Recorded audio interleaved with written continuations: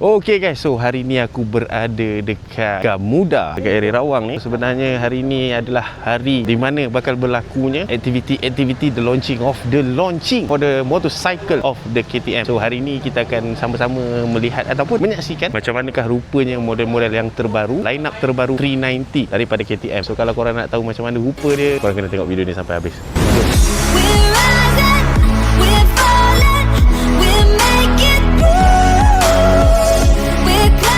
Okay guys, setelah sekian lama tak jumpa Anzo. Alhamdulillah masih berjumpa. Diorang tengah interview guys. Kena tengok Pakai motor apa? Sampai kamu? Alright guys. Kau kena Tegak. Kau jangan konak-konak. Saya dah lama tak naik KTM. Dulu daripada Rawang ke Tengku. Bukan. Itu bukan.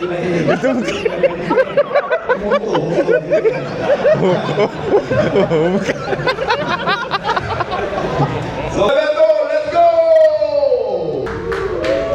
Ya, ini KTM 390 Adventure R. Let's go. KTM 390 Adventure X. Jangan blok. Oh my god. 3, 2, 1, let's go. KTM 390 Enduro R. Last. Rasanya ramai nak tengok yang ni kot. Let's go. KTM 390 SMCR starting price. Okay guys, so inilah dia list harga untuk kesemua model 390. So semuanya bawah 30,000 kecuali yang Adventure R tu. Okay guys, so sekarang ni sudah selesai majlis tarik-tarik kain, tunjuk harga apa semua. Dan sekarang ni jom kita tengok satu-satu lah cara ringkasnya apalah yang ada pada Encik 390 ni. Kita mulakan dengan 390 Adventure R ni. So untuk KTM 390 Adventure R ni, dah nama pun Adventure kan. Of course lah, dia more fokus pada adventure punya scene. Memang keluar masuk off-road lah mat. Kau tengok tayar pun dah tahu dia pakai tayar jagung. Lepas tu dengan rim dia yang bapak besar ni, rim depan dia pakai 21 inci punya rim, belakang dia pakai 18 inci punya rim. Dan dari segi enjin dia menggunakan enjin LC4C, enjin yang standard lah untuk line up 390 daripada KTM ni. Enjin ni dikatakan mampu menghasilkan sekitar 45 horsepower dan juga 39 Nm of torque. Dan bila kita bercakap pasal enjin lah, enjin untuk keempat-empat model 390 yang terbaru ni, dia berkongsi enjin yang sama, enjin yang mampu menghasilkan 45 horsepower dan juga 39 Nm of torque. Dan kalau korang tengok dari segi luaran untuk 390 Adventure R ni, dari segi design dia memang diinspiredkan daripada rally punya design lah, motor-motor yang orang duk main rally Dakar tu kan. Kau boleh nampak dekat side ni, dekat kepala dia ni,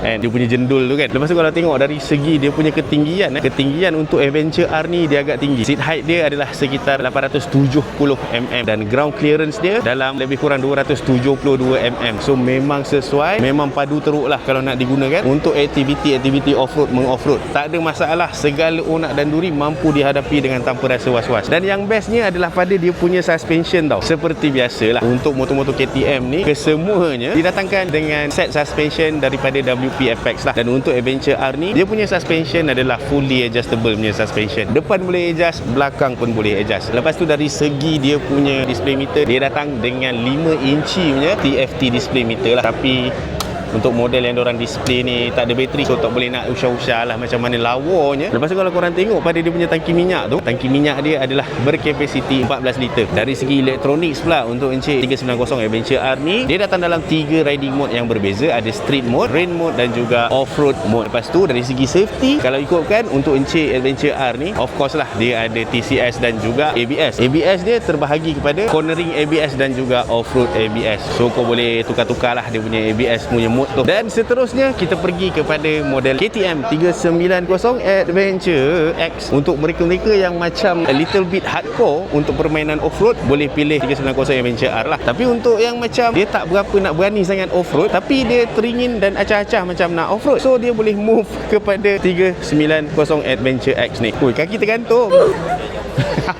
Dari segi enjin, macam aku cakap tadi lah, dia berkongsi ataupun dia menggunakan enjin yang sama dengan line-up 390 yang lain. Enjin LC4C yang bersesaran 398.7cc. Macam aku cakap tadi, dia lebih accessible untuk semua orang sebab tak semua orang mampu untuk bawa motor yang tinggi dan extreme off-road macam Adventure R tu. Dari segi seat height, dia sedikit rendah kalau nak dibandingkan dengan Adventure R, dalam lebih kurang 825mm sahaja. Manakala dia punya ground clearance pun sedikit rendah lah kalau nak dibandingkan dengan Adventure R tu, dalam sekitar 232mm. Suspension juga suspension yang sama, didatangkan dengan WP Apex punya suspension. Tapi untuk suspension Adventure X ni, dia punya kasta tu lebih rendah sikit lah daripada Adventure R sebab dia bukan fully adjustable lah untuk suspension depan. Kalau untuk suspension belakang tu, korang boleh adjust dia punya preload. Tangki minyak dia sama besar dengan Adventure R, 14 liter. Manakala untuk size rim dia, kalau korang tengok sedikit kecil sebab dia menggunakan rim yang bersaiz 19 untuk rim depan dan rim bersaiz 17 untuk rim belakang. So itu untuk 390 Adventure X. Dan sekarang ni kita akan move on kepada next model, iaitu 390 Enduro R. Yang ini memang lawa teruk mat. So untuk Enduro R ni, kalau korang tengok pun, dia punya speciality untuk model ni, dia lebih kepada off-road punya style lah. Dia punya seat height agak tinggi 890mm. Lepas tu dia punya ground clearance tu sama aja dengan Adventure R tadi, 272mm. Dan dia juga menggunakan size rim yang sama dengan Adventure R, 21 inci untuk rim depan, 18 inci untuk rim belakang. Dan untuk Enduro R ni, kalau ikutkan untuk line up KTM kan, dia punya CC paling kecil sebelum 390 ni masuk, dia ada yang 690 sahaja tau kalau untuk kategori Enduro lah. Kiranya yang 390 Enduro R ni adalah line up yang paling rendah CC dia untuk kategori Enduro. Motor ni dia sangat-sangat ringan 159kg dia punya dry weight. Enjin sama juga, dia pakai enjin LC4C. Horsepower juga sama, 45 horsepower dan juga 39 Nm of torque. Dan untuk suspension dia juga daripada WP Apex, tapi yang ini dia fully adjustable. Dan dari segi dia punya ABS apa semua tu, dia juga datang dengan traction control dan juga ABS. Dan untuk ABS dia ada standard ABS dan juga off-road ABS. Lepas tu kalau korang tengok display meter dia tak besar mana,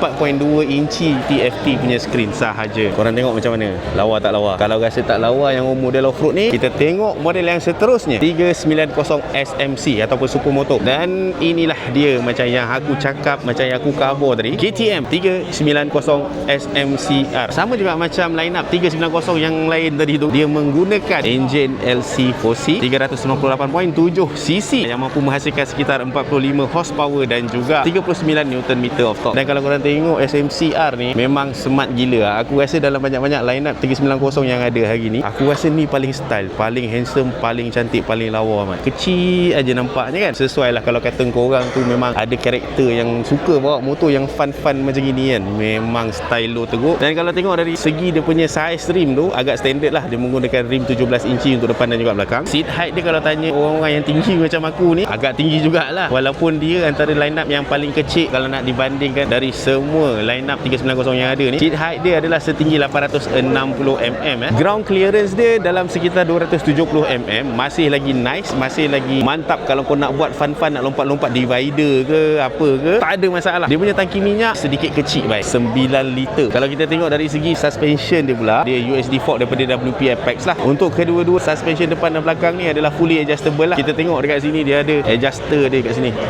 nampak? So cerita dia memang bukan biasa-biasa lah, memang premium punya package. And then untuk SMCR ni, dia juga ada riding modes lah. Dia ada street dan juga sport punya riding mode. Dan kalau korang perasan dekat area foot pack dia, kau boleh remove tau dia punya rubber ni, so that kalau macam kau perlukan lebih grip, takut tergelincir ke apa ke untuk membuat aksi ekstrim tu, memang takkan berlaku lah bila kau dah tinggalkan yang gerigi-gerigi besi tu. Kau tengok bila orang tinggi naik nampak macam fun bike ke, tapi kalau aku naik kena pilih salah satu kaki untuk jejak dekat tanah tu. Berat dia agak ringan Untuk SMCR ni 154kg. Untuk sebuah motor 390cc ni, pada aku dah cukup ringan dah dia punya berat tu. Dan untuk kesemua model untuk 390cc punya line up ni, dia datang dengan bidirectional punya quick shifter up and down. Dan kalau ditakdirkan korang ada rezeki lah untuk beli salah satu daripada model 390 ni kan, korang kena tahu yang bahawasanya dia mempunyai 4 tahun punya warranty So tak perlu nak risau sangat lah. Rosak hantar je dekat service center tu. Okay guys, so itulah dia serba sedikit bersempena dengan the launching of the new motorcycle sale for the KTM untuk diorang punya 390 series. So korang rasa macam mana antara keempat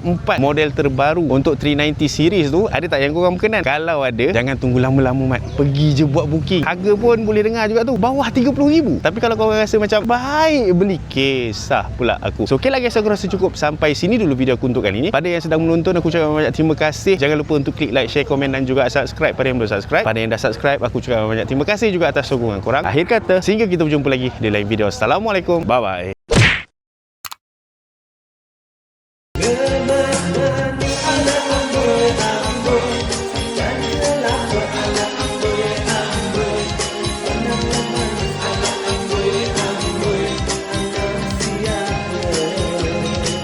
Okay guys, so ini antara barang-barang yang aku selalu guna dalam aku punya video. So kalau kata korang berminat untuk beli, korang klik aja dekat beg kuning tu. Okay?